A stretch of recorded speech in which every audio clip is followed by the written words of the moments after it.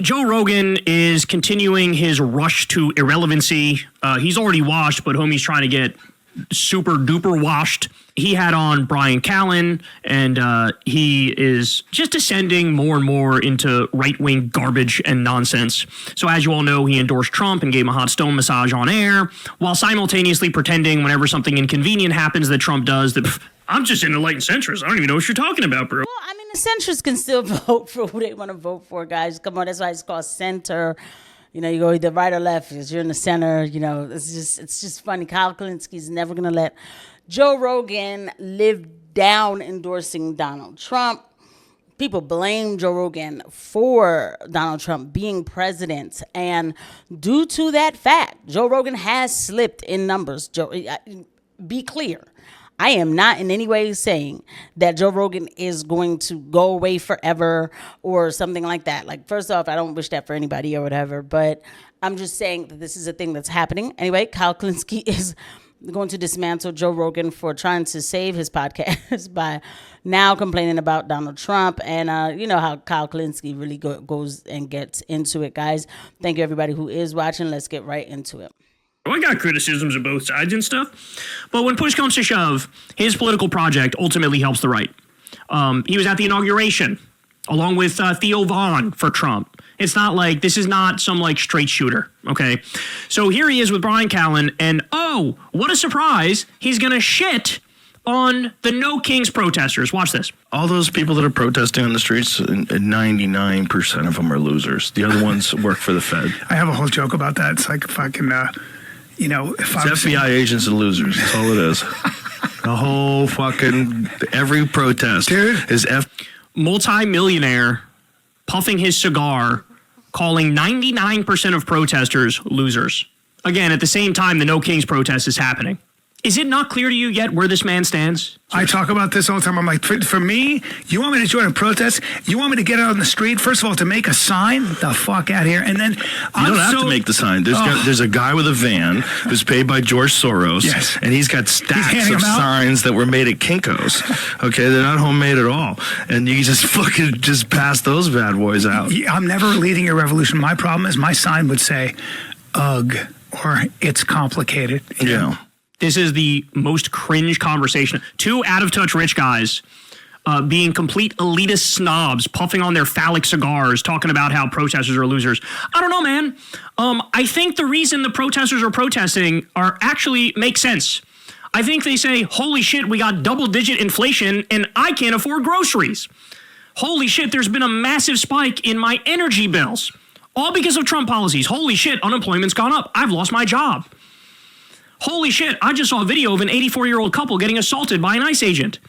Holy shit, I just saw a priest get shot in the face with a pepper ball by an ICE agent.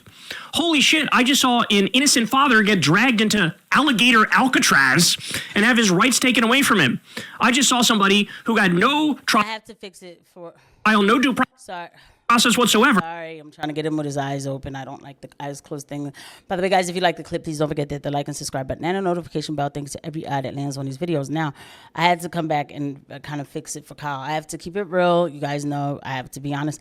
I think they did close alligator Alcatraz. I mean, I know that Kyle Kulinski is saying it just as an example, and Kyle Kulinski is not even, I mean, it doesn't change things, right? It doesn't change what's going on. Here's the thing about this No Kings protest and how I feel about it. You know, I don't know why people are so... I'm not going to talk about... Sorry, I didn't finish the sentence there. But I'm not going to talk about the people who showed up to the protest. But I don't know why people are so quick to just say everything is just good and genuine, right? Okay, fine. The people who showed up, that's fine. That's their little thing. But when I saw the clip of the woman saying to another woman, don't bring Palestinian flags here. And this is supposed to be like a so-called left-wing protest. You know, like this kind of... Palestine shouldn't be left-wing, but let's keep it real. Who shows up for Palestine is a left-wing. So, like, hardcore at the protest or whatever. So, why wouldn't they allow Palestinian flag? And it's not about like, oh, we can't have those flags because, you know, we just want to have American flags because that's what the lady was saying. they had Mexican flags there. So what was the point? So right there, I was like, oh, this is. And then I saw a poster where they were saying, you know, we're gonna wear the yellow or something. We're gonna speak the yellow something for the hostage, something. I said, okay, this is, you know, it's been bought and paid for and whatever. So I like, again, the people who showed up, shout out to them. But I'm just saying, like, organizers of this stuff, I don't defend them the way Kyle Kulinski does. I do understand what Kyle Kulinski is saying about the aesthetic of Joe Rogan with his cigar puffing like y'all are all losers. So that is a bit like, damn, but, you know, it is what it is. Sent to a fucking concentration camp overseas. I just watched the president blow up 6 dinghy fishing boats off the coast of Venezuela illegally. I don't know, man. When I look around and I see a fucking genocide happening, live streamed in 4K, I go, I think the rational thing to do is stand up and protest and say, we're against this shit. Sorry, but again, that's not what they didn't, though. Like, I don't understand how come that part, so this is when I get mad at pundits. You have to keep it real with your audience. They did not protest for Palestine. They made sure that was not going to show up. It was weird. You didn't see a single flag. That's not what they were there for. It's disingenuous. I wish he didn't add that in. Come on now. Even just to send a message to the world to say, we're not all like our fucking depraved, wretched, repulsive president who is the most corrupt man on the planet. How about that, Joe? How about the corruption? These people love to talk about Pelosi. They love to talk about Hunter Biden and call them corrupt. Why the fuck don't you talk about Donald Trump shaking down his own supporters with a crypto scam, running a shitcoin? How come you don't talk about his NFT bullshit? How about you don't talk about him selling $100,000 watches, which is just a giant money laundering scam to get money from billionaires and foreign governments? How come you don't talk about him making $160 million from foreign governments when that's clearly illegal, wildly illegal, and against the Emoluments Clause? How come you don't talk about the fucking pay-to-play that's going on all throughout this disgusting regime? How come you don't talk about the cutting of Meals on Wheels and pediatric cancer research? Even if Trump did none of the other things, but he cut pediatric cancer research and Meals on Wheels as him and Elon Musk did, that alone would be reason for millions of people to take to the streets and say, fucking reverse these cuts. People are going to die because of what you did. But no, he's got to be the elitist prick that he is, swimming in his fucking pool full of money that he got from his Spotify contract, puffing on a cigar, explaining how protesters are losers. And then watch, he gets called out on this. He'd retreat to, bro, I was just joking. I'm sure you were. I'm sure you were, bro. What you're going to see here is Joe's Democrat derangement syndrome is completely and utterly out of control. Here he is with Andrew Schulz. They'll put the cancer in the kids' cereal. Yeah, they don't give a fuck. Like, if you don't regulate the food, they'll put anything in it. Gee, what a great point. I wonder which party wants to regulate the food better. That's a tough one, except it's not. Despite what they think about RFK Jr., RFK's a fucking dipshit. It's Democrats who are in favor of regulating the food, just like they're in favor of reasonable regulations across the board for all of industry.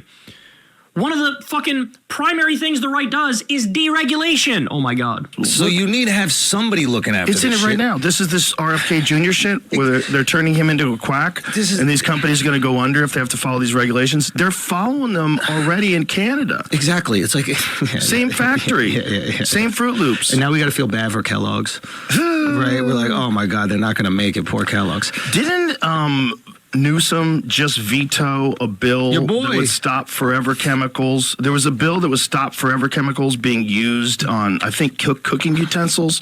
Like there's certain like non-stick cookware that has forever chemicals on it. You're scraping it with like a metal spatula, it'll probably get in your diet. Yeah. Not good. Yeah. I think they were banning it. So Why would and he I do think that? he vetoed it. Yeah.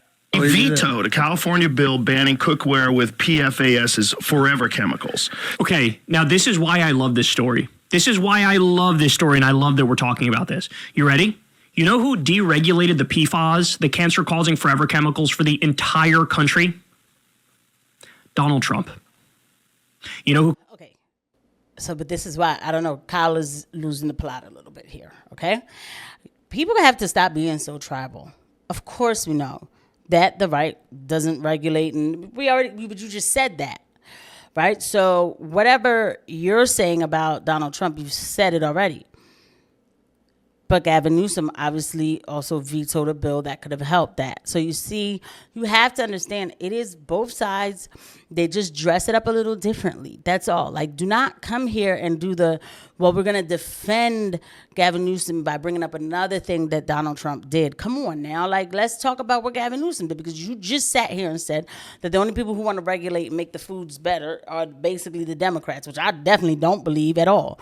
Because if there's obviously not a donor telling them to do that, so they're not going to do it. This is how it works on both sides.